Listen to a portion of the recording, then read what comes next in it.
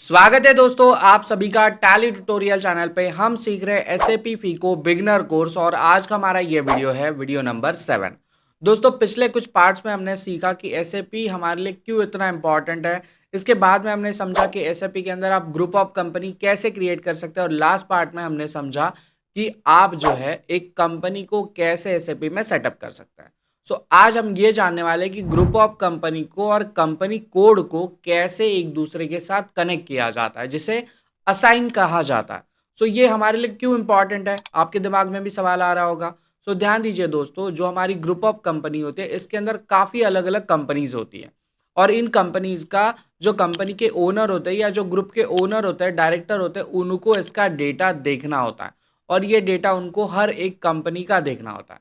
Group of company और company code को connect करके जो है वो कंसोलिडेटेड रिपोर्ट देख सकते हैं और SAP में एक दूसरे को कनेक्ट करने की कंसेप्ट को असाइन कहा जाता है।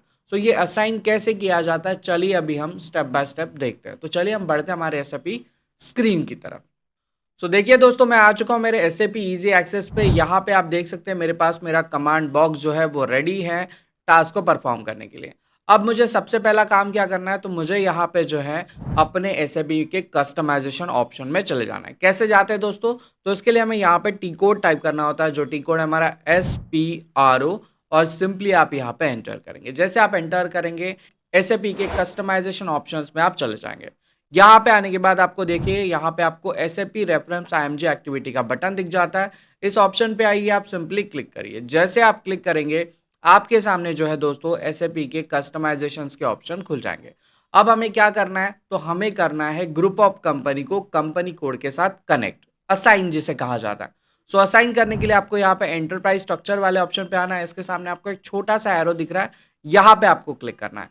इसके बाद में देखिए पिछले पार्ट में हमने डेफिनेशन वाले ऑप्शन को समझा था, अब हम असाइनमेंट वाले ऑप्शन को समझेंगे। तो आपको असाइनमेंट में आना है, यहाँ पे सिंपली क्लिक करना है। जैसे आप क्लिक करेंगे आपको फाइनेंशियल अकाउंटिंग का ऑप्शन दिख जाएगा। इसके सामने आपको एक छोटा सा एरो दिख जाएगा, यहाँ पे आप क्लिक करिए और फर्स्ट ऑप्शन आपको देखने के लिए मिलेगा जो है असाइन अ कंपनी कोड का।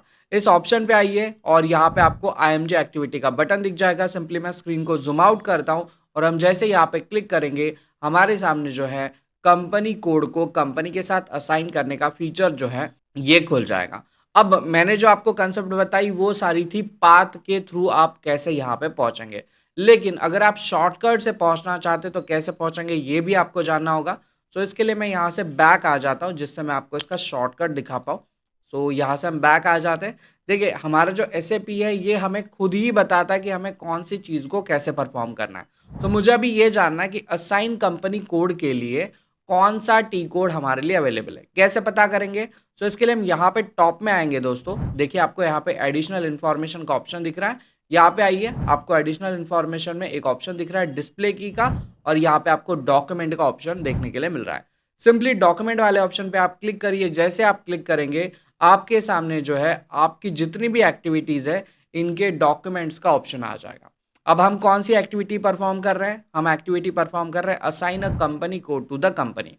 और इसका टी कोड क्या है, तो ये देखिए आपको यहाँ पे इसका टी कोड दिख रहा है। आप कहेंगे सर आप इतना बड़ा टी कोड है, इतना बड़ा टी कोड नहीं दोस्तों, ये आखिरी के जो 4 डिजिट आप देख रहे हैं OX16 ये इसका जो है वो शॉर्टकट है। कैसे इस शॉर्टकट को हम यूज़ करेंगे चलिए मैं इसको दिखाता हूँ। इसके लिए हम न्यू सेशन पे आ जाते हैं। तो न्यू सेशन पे आने के लिए देखिए यहाँ पे आप ऊपर आपको एक ऑप्शन देखने के लिए मिलेगा क्रिएट अ न्यू सेशन और इसका शॉर्टकट भी है Ctrl+N। अगर आप यहीं पे Ctrl+N कर देंगे तो आप एक नई स्क्रीन पे जो है वो आ जाएंगे। अब हमें कौन सा टी कोड यूज़ करना है, तो हमारा टी कोड है दोस्तों OX16। तो हम यहाँ पे कर लेते हैं OX16 और सिंपली एंटर करेंगे। जैसे आप एंटर करेंगे आपके सामने assign a company code to the company का ऑप्शन खुल जाएगा। अब हमें अपनी कंपनी फाइंड करनी है, तो हमें अगर अपनी कंपनी फाइंड करनी है तो यहाँ पे देखिए नीचे आपको एक पोजीशन का ऑप्शन दिख रहा है। आप इस पोजीशन वाले ऑप्शन पे आइए, सिंपली क्लिक करिए। जैसे आप यहाँ पे क्लिक करेंगे SAP आपको एक छोटा सा सर्च बॉक्स दे देगा। यहाँ पे आपको आपकी कंपनी का कोड लिखना है। तो मेरी कंपनी का कोड है 01BJ।